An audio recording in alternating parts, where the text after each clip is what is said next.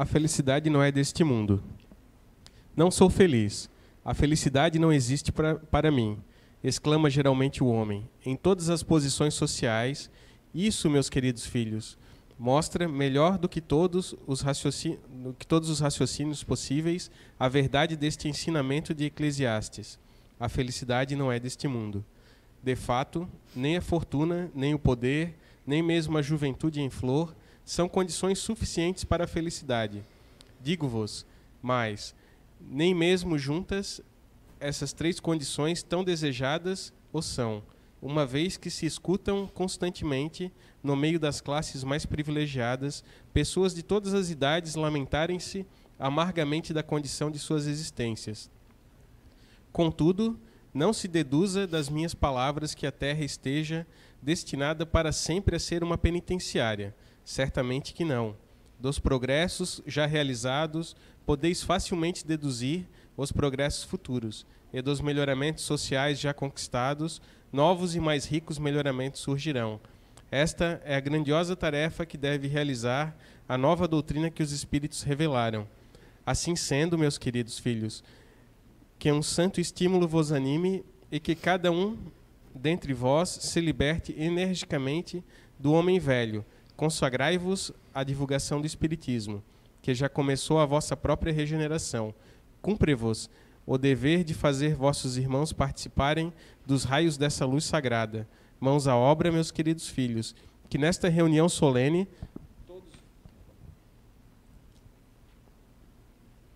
todos os vossos corações se elevem a esse grandioso objetivo de preparar para as gerações futuras um mundo onde a felicidade não será mais uma palavra sem valor. Boa tarde a todos, que bom vê-los aqui mais uma vez. Mais um desafio para mim. Vamos lá. Então, a questão é, jamais abra mão de ser feliz. Estudando para palestra, às vezes a gente parece tão simples, né, tão fácil. E aí vai, a gente entra numa introspecção, porque a gente sempre fala aqui na casa que às vezes a palestra é mais para a gente, que está se preparando para dar palestra, do que para vocês, né? Então, como é que eu vou falar de jamais abrir mão de ser feliz se eu não olhar para mim e ver como eu faço comigo mesma, né, nessas situações? E aí a certeza que eu tenho hoje aqui é que o que pode me deixar feliz ou triste pode não ser a mesma coisa para vocês. Então, eu não tenho uma receita pronta de deixar de ser triste para ser feliz, mas eu quero aqui que a gente trabalhemos e exercitemos os pensamentos e que vocês cheguem às conclusões de vocês mesmos, né? O que faz você ser feliz?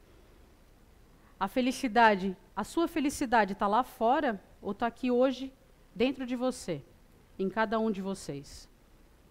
A felicidade, ela não pode estar numa coisa, numa outra pessoa, no dinheiro, nos bens materiais. Uma viagem para Paris não vai estar lá. Se a gente não está feliz aqui, não vai estar feliz em nenhum lugar. Eu aí, pensando toda, né, para a palestra, daí eu pensei assim, poxa, eu me abati por uma tristeza grande um tempo atrás, ano passado, e eu me decepcionei, enfim, me magoei, me melindrei, deixei que o orgulho, pensando que eu seria mais, e eu deixei que aquela nuvem, né, a gente pode dizer assim que a felicidade e a tristeza, assim como o dia e a noite, tem 12 horas. Mas, às vezes, a gente só dá valor para as 12 horas de escuridão. E a gente não registra as 12 horas de luz, né?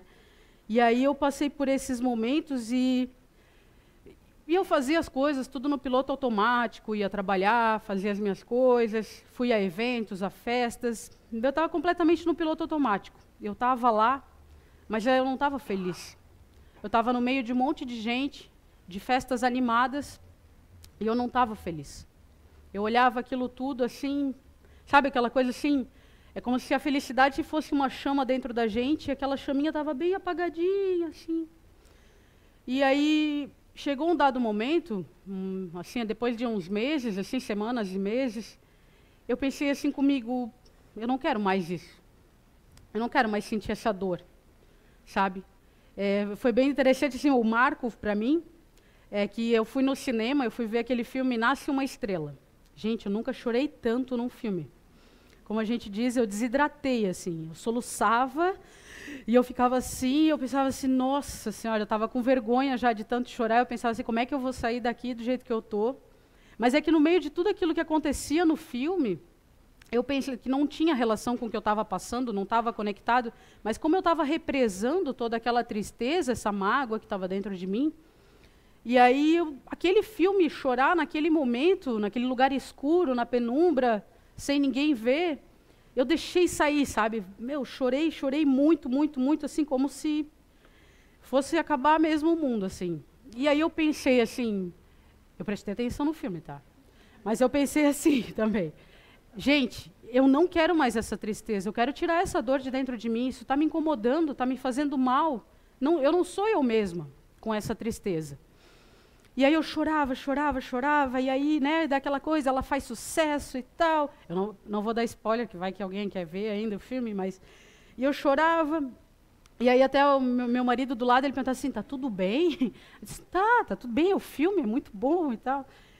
E aí, mas eu mentalizei, ali naquela hora, dentro do cinema, eu mentalizei assim, eu não quero mais ser triste, eu não quero mais essa tristeza dentro de mim. Eu tenho que lutar contra isso. E aí eu fui para casa, chorei no caminho para casa ainda, ele de novo pegou na minha mão e perguntou, tá tudo bem mesmo? Aí eu, tá tudo bem. E aí cheguei em casa, fui para o quarto, aí eu fiz uma oração, antes de dormir, que eu não tinha mais condições de ficar acordada, né? Eu fiz uma oração e eu pedi, Deus, espiritualidade, me ajuda a tirar essa tristeza de dentro de mim. Me ajuda. Essa tristeza não me pertence. E eu digo isso para vocês. Essa tristeza não pertence a nós. Não pertence a vocês. E eu disse, eu quero lutar. Eu quero lutar contra isso. Isso vai tomar conta de mim. Eu não quero que isso tome conta de mim. Eu não quero que essa tristeza seja maior do que eu. E aí eu peguei no sono. No dia seguinte, não foi como um passe de mágica. Eu não acordei sem nada. Eu acordei com a cara desse tamanho, né, com vergonha, inchada e olheiras e tudo mais. Mas eu vi que foi um processo. Eu realmente travei aquele compromisso comigo mesmo. Esse seria o meu marco, que eu não queria mais sentir aquela tristeza. E aí eu fui fazendo as reflexões, fazendo a minha meia-culpa também, de deixar chegar aquele ponto, porque às vezes a gente acha que a gente é humilde, que a gente se foi humilhado, que enganaram a gente, né? Enfim, várias coisas. Mas isso tudo é orgulho, é porque a gente se acha mais do que tudo, mais do que toda e qualquer situação, e que não vai passar por dificuldade nenhuma, e a gente vai passar. Eu até ouvi, na época, eu ouvi uma amiga falou assim, eu falei, poxa, mas eu pensei que eu estando assim no espiritismo, eu não ia passar por algo assim. Aí ela falou assim, Julie, seria muito pior se tu não estivesse no espiritismo. Então eu pensei assim, eu tenho que lutar. Eu vou vencer isso, sabe? E eu acho que é um processo de desintoxicação. A gente, sabe, como se tivesse, a tristeza tomou uma outra forma de um corpo do teu lado, ela está te agarrando e tu está deixando, e aí tu tem que começar a se desvencilhar daquilo. Parece que gruda na gente de um jeito, e a gente tem que, sai de perto de mim, a gente tem que, sabe, vem aquela nuvem de pensamento triste, às vezes a pessoa que te magoou vem perto, e aí tu tem que lutar, assim, realmente assim, é uma desintoxicação, porque a tristeza, as mágoas, tudo isso é um vício, é uma areia movediça que puxa a gente e não solta. Se a gente não tiver força, energia, ou pedir ajuda para alguém, dar a mão e tirar, ajudar a gente a sair de lá, a gente não sai. Então, o jamais abra mão de ser feliz, ele despende de uma força de dentro da gente. Que não adianta a Vanderleia querer me ajudar e eu não querer a ajuda dela. Não adianta o Roberto querer me dar a mão e eu não querer a ajuda dele. Eu tenho que querer. E naquele dia, que eu chorei muito assim, eu falei, vai ser, a partir de agora eu vou. E foi um processo de dias, de semanas, porque afinal eu estava com aquela tristeza, aquela energia, aquilo tudo, há várias semanas comigo, como é que de um dia para o outro, no estalar de dedos, aquilo ia sair de mim? Então foi um processo, foi eu fazendo a minha meia-culpa, reconhecendo que eu deixei aquilo tomar uma proporção fora do comum, e indo, mentalizando, fazendo oração. Aqui, quando a gente, até se alguém estiver passando por algum tipo de problema, se sentir com essa tristeza que toma conta, temos aqui, ali na recepção, pode marcar uma conversa fraterna, tem uma equipe maravilhosa que pode ajudar. Peça oração, a gente orienta a fazer o evangelho no lar, abra o evangelho segundo o Espiritismo, faça uma oração, leia aquela mensagem que está ali, reflita sobre ela. Se tiver mais alguém na sua casa que queira fazer com você, faça junto essa leitura e vá fortalecendo a você mesmo, renovando as energias da sua casa. Eu estava fazendo uma oração dentro do cinema. Eu me pego, às vezes, no trânsito, fazendo uma oração parada no trânsito. Eu penso em alguém e eu penso, poxa, que essa pessoa sinta energia boa que eu estou mandando agora para ela. Às vezes eu estou no caixa do supermercado, eu penso em outra situação, em outra pessoa, e eu faço uma oração e mando energia boa. Não tem hora, não tem lugar para a gente fazer oração. Que a gente tenha essa noção de que quando está difícil, em qualquer lugar, em qualquer momento, a gente feche o olho e pense, Deus, eu preciso de força, eu preciso de sabedoria, eu preciso sair dessa. E quando tudo estiver bem, que naquele momento você estiver num grande momento de felicidade, você também fecha o olhinho um pouquinho e pensa assim, obrigado, Senhor. Porque as coisas acontecem e a gente dá valor, às vezes, muito mais para o ruim do que para o bom. Eu vejo que a gente vai ficando, a pessoa, né, triste, ela vai ficando cabisbaixa e tal. Eu gosto de fazer analogia assim, se a gente tivesse aqui 2 potes, um para a gente colocar coisas boas e um para colocar coisas ruins, a gente encheria muito mais rápido o pote de coisas ruins do que de coisas boas. Mas sabe por quê? Porque a gente cultiva muito mais as coisas ruins, as mágoas, os ressentimentos, as tristezas, os motivos, as pessoas que nos colocaram naquilo ali. Mas a gente não dá valor para as coisas boas que nos acontecem todos os dias. Onde é que está? A gente chegou até aqui hoje sem nenhuma vitória, sem nenhuma conquista. Nada, ninguém te ajudou. Ninguém.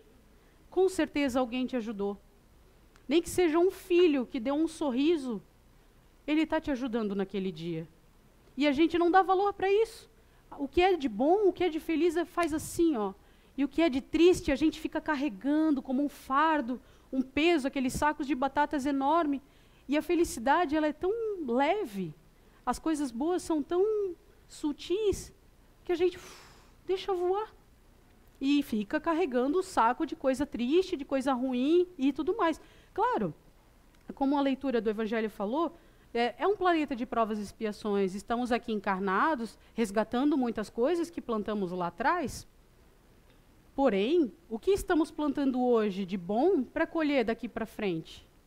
Se a gente... E é muito interessante que os momentos felizes, a gente só se dá conta depois que passou. A gente pensa, puxa, estava tão legal aquela conversa, puxa, estava tão legal aquele livro e acabou.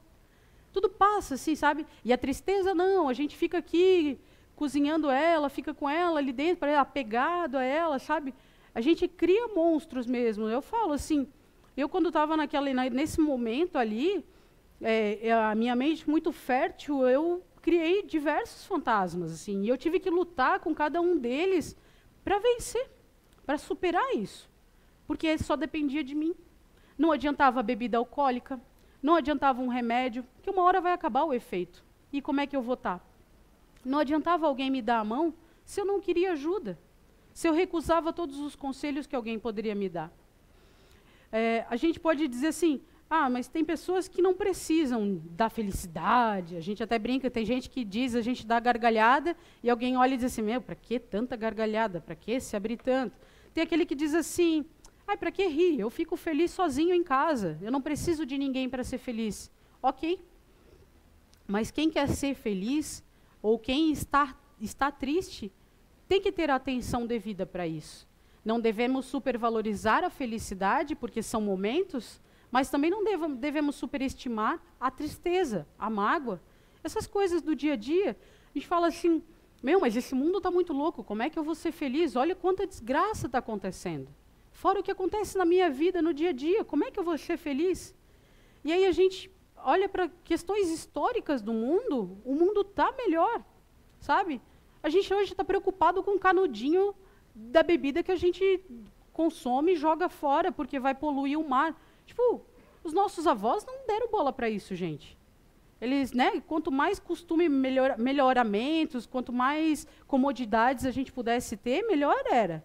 Hoje a gente está criando crianças que têm noção de não jogar, de não usar o canudinho, vamos evitar os copos plásticos e tudo mais.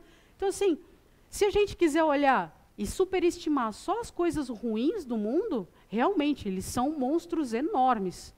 Mas se a gente conseguir olhar para as coisas boas e as transformações pela qual o mundo está passando e já está se melhorando, a gente vai ver.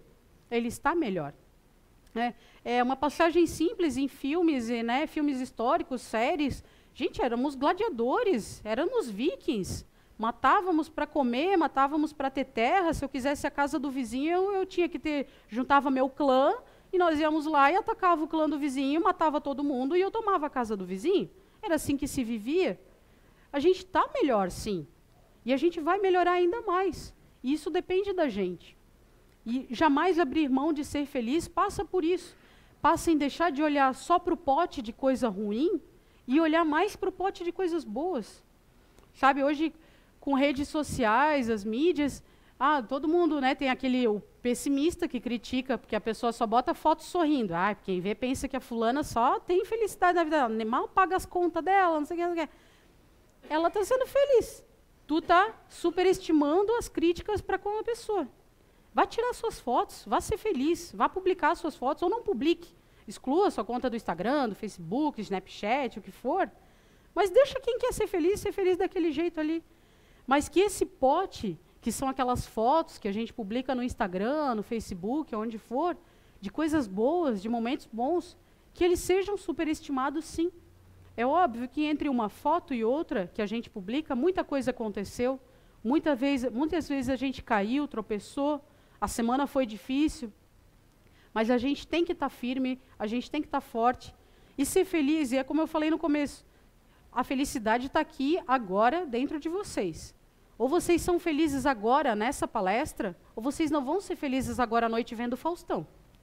Vocês não vão ser felizes amanhã de manhã se arrumando para ir para o trabalho.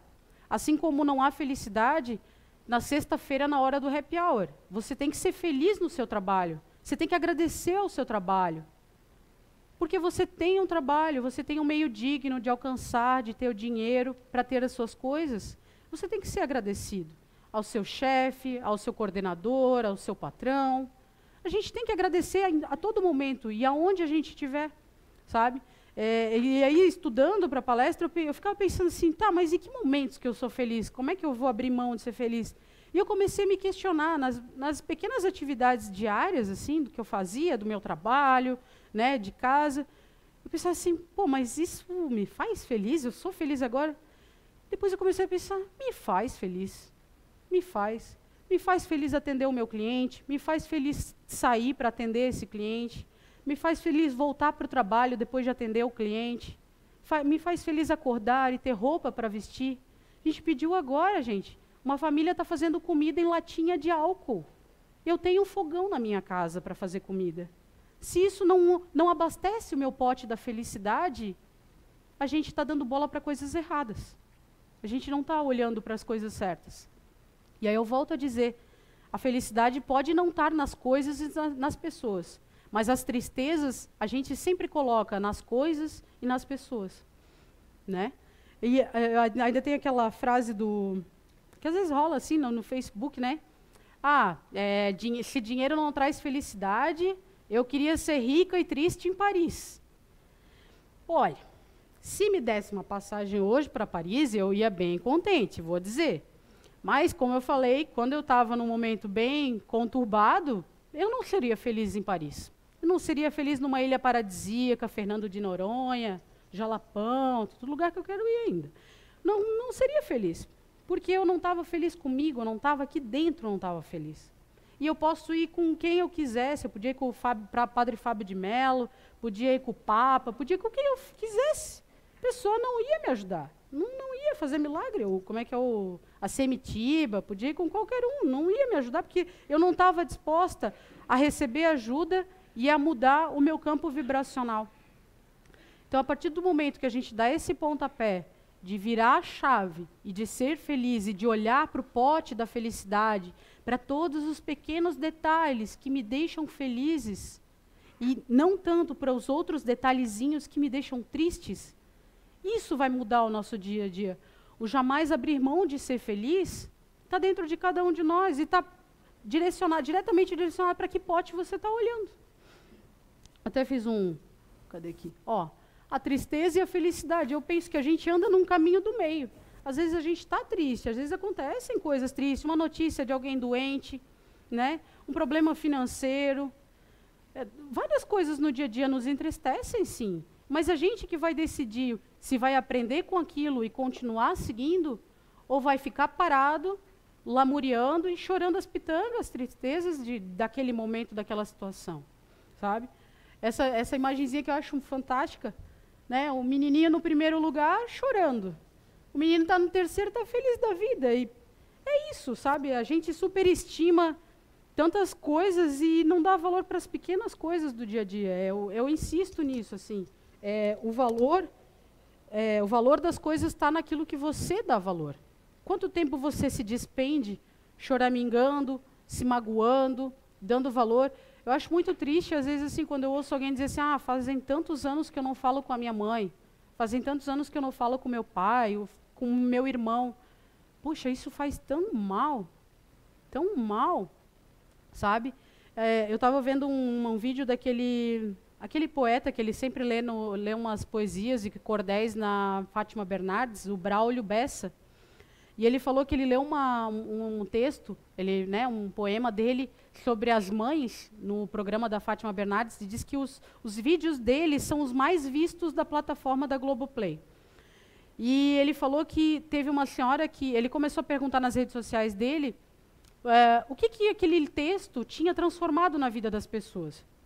E aí uma senhora falou assim, olha, não quero mentir para vocês, mas faziam 20 anos que eu não falava com a minha mãe, eu estava brigada com a minha mãe, e depois de ouvir o seu texto, de ver a sua leitura lá no programa, eu fui lá falar com a minha mãe. Eu fui pedir perdão para ela. E ela também me pediu perdão. Eu passei 21 dias com a minha mãe e ela morreu. E aí ele falou assim, e como a pessoa vai levar isso? Poxa, se eu tivesse ficado sem falar com a minha mãe, eu não estaria sofrendo a perda dela. Não teria me reaproximado dela. Mas e o otimista vai dizer assim, poxa, eu tive 21 dias com a minha mãe. Então, o pote que a gente vai escolher, o caminho que a gente vai escolher, como a gente vai lidar com essa situação, é a gente que escolhe. Não é o outro. Não é o marido, não é o filho, não é a mãe, não é o pai. É como você está disposto a encarar esses problemas. E como eu falei, esse monstro que agarra a gente, esse monstro da tristeza, dessa mágoa, e tudo isso fica virando, e tá, beleza, estou triste, alguém me magoou, e agora? O que eu vou fazer com isso? Sabe? Vamos trabalhar, vamos digerir isso ali, mas vamos seguir em frente, porque quanto mais você alimentar isso ali, é como eu falei, vai crescer, vai ficar enorme dentro da gente. Então, ficar anos sem falar com alguém por uma mágoa é uma tristeza, e a gente até fala, né, que o amor e o ódio, a mágoa, eles estão muito próximos. Porque se você está magoado com aquela pessoa, se você está triste com aquela pessoa, é porque você gosta dela. Porque você dá valor àquilo. Então, se você gosta dela, você tem que pesar tudo isso, digerir tudo isso, ver um ponto, às vezes, assim, ó, a gente faz aqui alguns estudos de comportamento na casa, e às vezes até mesmo entender, poxa, minha mãe é assim mesmo. Eu vou ter que saber lidar com esse jeitinho dela. Meu pai também fala, se mete na vida da gente. Às vezes não tem que repetir 3 vezes as coisas para ele. Ele é meu pai. Eu não vou deixar de falar com meu pai por causa disso, sabe? A gente, até por sermos mais novos, assim, né, com relação a pais e mães, a gente tem que conseguir superar isso. E até às vezes, assim, eu vejo muito assim, quem perdeu já o pai e a mãe, sempre falam, aproveita enquanto teu pai e tua mãe estão aqui. Aproveita, tu não vai ter noção. E nos piores momentos, assim, tu vai pensar assim, como eu queria a minha mãe aqui. Como eu queria o abraço da minha mãe aqui. Como eu queria o meu pai aqui. Então, enquanto eles estão aqui, vamos sim abraçá-los, vamos amá-los, para jamais abrir mão de ser feliz hoje. Entendeu? E como, até mesmo para a tristeza, como diz o Chico Xavier, uma passagem dele, ele fala, isso também passa, né? Sejam as tristezas, as tribulações do dia a dia, problemas financeiros, quem não tem? Mas vai passar.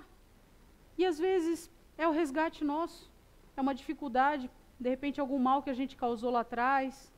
A gente veio designado como uma missão nessa vida de viver com a vida um pouquinho mais apertado, estica daqui, vai dali, porque de repente numa outra encarnação a gente teve muito dinheiro e não aproveitou, não fez bom uso, machucou as pessoas, passou em cima das pessoas.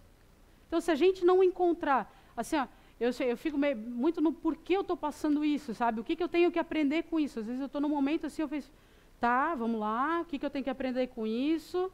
E eu fico ali, pá, eu tenho que achar, sabe? E tento sempre ir para o lado positivo. Eu tenho que aprender com isso de que forma? Assim ou assado. Porque se eu for para o lado negativo, eu vou deixar aquela nuvem negra da tristeza, das mágoas, tomarem conta de mim. E às vezes parece ser o caminho mais fácil, mas não é. A gente arranja tanta desculpa para ser triste, tanta desculpa para não sair. E às vezes algum amigo manda um texto legal no WhatsApp, sabe? Às vezes tu lê uma mensagem no Facebook, no Instagram, e é uma mensagem para você. É o despertar. E você não está dando bola, sabe? Eu brinco assim, o meu pai, ele faz 75 anos esse ano. E ele até ano passado ele dirigia ainda. Mas ele está muito debilitado para dirigir assim, sabe? Ele tem problema de surdez, né? O discernimento aqui assim, de prestar atenção. Então, assim, se alguém batia nele ou eu batia em algum muro, a culpa era dos outros, né? Então, uma vez que o meu sobrinho estava com ele estava dando a ré e bateu numa mureta, ele, poxa, Douglas, tu não me falou que a mureta estava ali? Aí o Douglas falou, mas vô, é o senhor que está dirigindo. Então, a gente bota a culpa nos outros, né? E aí a gente falava assim, falo para minha mãe assim, mãe, pensa quanto trabalho a espiritualidade tinha para o meu pai andar no trânsito e não bater em ninguém. Eu ficava pensando assim, pensa esses motoqueiros. Ele não andava no meio, assim, numa pista, ele andava no meio das duas pistas. E ele vinha para cá, ele, tem que ir para lá, vir aqui. E era um negócio incrível, assim. Então eu pensei assim, cara, quanta coisa foi ajudado para ele não bater em ninguém, não machucar ninguém. E até os anjos da guarda das outras pessoas, né? Tinha que dar uma forcinha, porque, olha, era tenso. Eu, às vezes, via assim, ó, eu teve uma vez que eu estava dentro de um ônibus e eu via assim, como esse senhor está andando torto, né?